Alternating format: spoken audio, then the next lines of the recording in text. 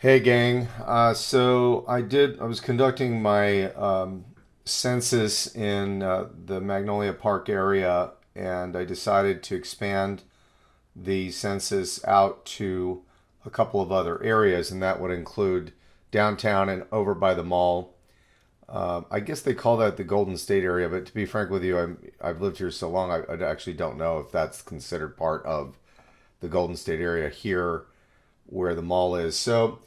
As I was going through, I was going and checking on the parklets because the parklets are those temporary areas around downtown where you can sit, but they also take up parking. And I've been telling the city, hey, they're usually empty. The only time I've seen them busy is in front of the bar. So I was checking for homeless down there in the downtown area. I went to San Fernando, and then I skipped over to here by the mall. After I left there, I drove over to the mall. And then, if you've ever been to this area, there's like an old. I don't know if it's ever going to get made into anything, but this is the old IKEA, and it's empty. It's for lease. It's been for lease for a long time. I keep giving ideas to the city as to what to do with it and how to make it work, but nobody ever gets back to me about it. They just say, "Oh, that's nice." Honestly, I was surprised that nobody gets back to me, considering I have helped companies do brand launches for up to 2,000 stores. But and I offered to do it for free just because I'm okay financially. But nobody ever really. People have too much pride at the city to jump in and say, oh, maybe somebody offering something for free actually offers something that is of value to the community. And the reason I would like to help them for free is because it's a derelict building. It encourages bad elements because there's nobody there. And when IKEA was there, they had security and they had, people were there all the time. And now it's just nothing. So, anyway, sure enough, there was a sleeper. A guy was sleeping. And, when I do my census, I stay pretty far away. I'm about 20 to 30, 40 feet away from the individual. So, we had a man sleeping here at the west exit. This is the mall, and then he was by the Macy's. He was across the street from the Macy's at the west exit here. And as I pulled up, I just stopped. I did my photographic evidence, of homelessness, and then I went to report it to the assistant city manager and Street Plus, who take care of helping out and giving outreach to the homeless. The man got up. He saw that I had parked. He saw that I had taken a picture. He got very upset. He kind of spat in my direction, which of course he was 30 feet away. Nothing happened. Then he got his shopping cart and put all his stuff. He got his blanket and put all his stuff up into the cart. And then he walked around. And, just to help Street Plus, I usually like to see where people settle. So, I just stayed about 30, 40 feet, a little further away. And actually, I think I was more like, at that point, more like 100 feet away. And I made the turn on the corner. And then he had stopped and was waiting for me. And he literally just stormed up. When I say storm, not ran, just like very, very, with extreme diligence, stormed up to my car, came up to the side window, came up right up to the car. And I said, please back away from my vehicle or I'll call the police. He didn't actually say anything at that point. And then, I realized the man was very hostile. So, and honestly, when people are that violent, I've never come across a homeless person who was that aggressive and hostile. Usually, homeless people, when they get the call from Street Plus, they're grateful to get some kind of assistance, or they say, "Leave me alone." They don't come storming up to your car and get threatening. So at this point, I realized that it was kind of a bad situation. So I started to drive off and was going to be done with this part of my census and going to move on. And then I noted the man in my rearview mirror. I always look at my rearview mirror anyway as I'm driving. And I noted he reached down and picked something up off of the parkway in front of the First Street side of this shopping center area. I don't know if this is considered part of the mall, but it's the AMC section, where the CPK is and the sushi place and stuff.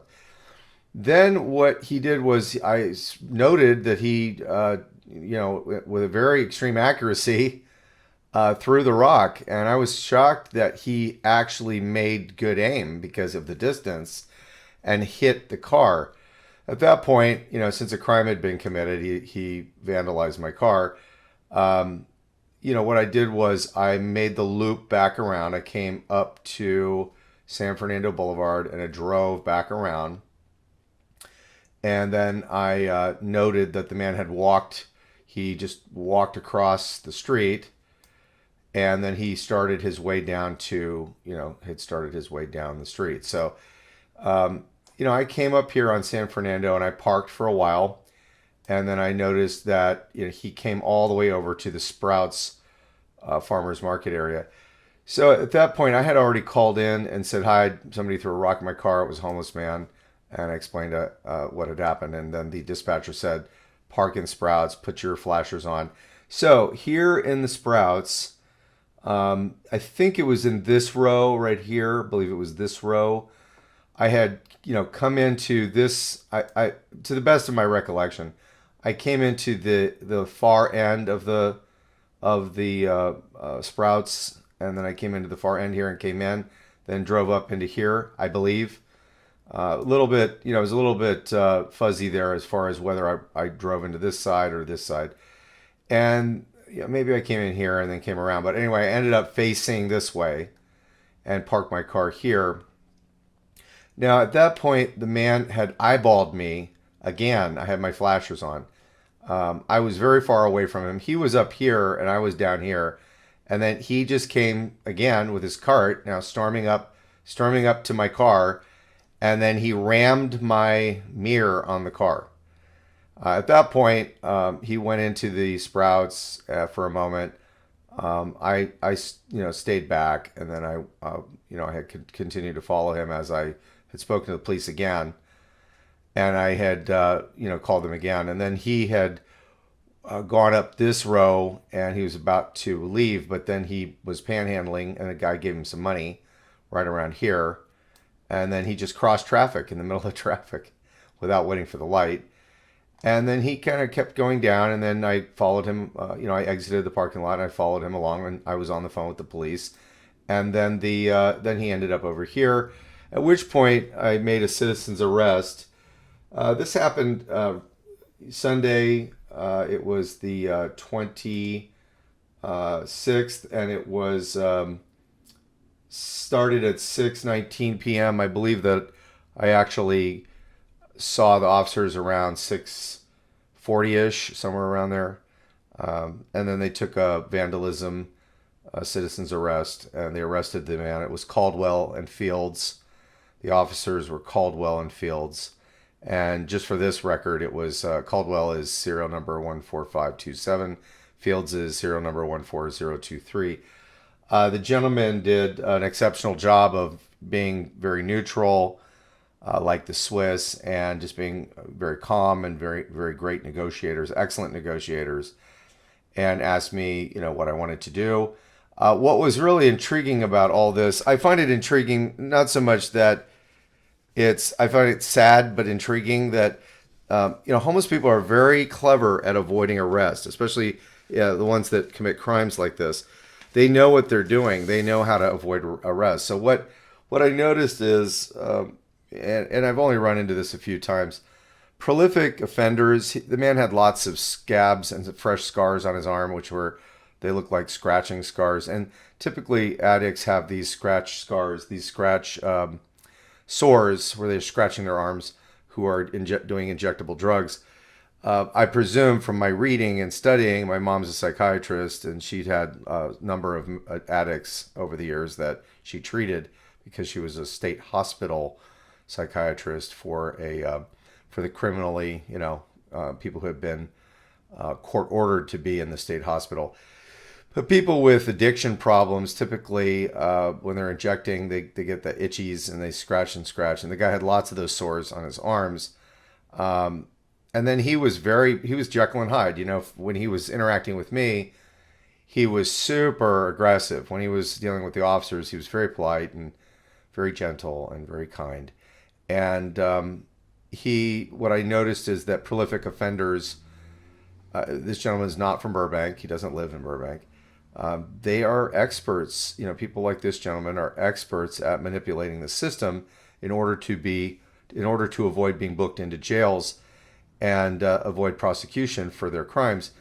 I don't feel comfortable with somebody like this in our community, and that's why I decided to proceed with these citizens' arrest. I think it's important that people who commit crimes like vandalism be arrested. I would not doubt that this man's committed other crimes and is very violent, and I think that people like that should be helped.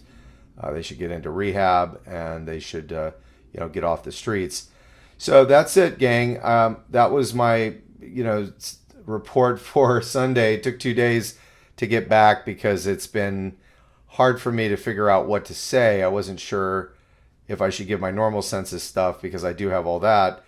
But I also wanted to talk about this a little bit because I think people think, no offense to anybody who just sort of sits at home or just goes to work and just puts the blinders on, but I think people think it's all peaches and cream. I didn't realize until I got a Ring doorbell and get all those alerts about crimes in the community. I didn't realize just how many people steal packages off porches, commit property thefts. I just didn't realize that until I started to get into this journey of my 10%. Putting 10% of my time into helping the community.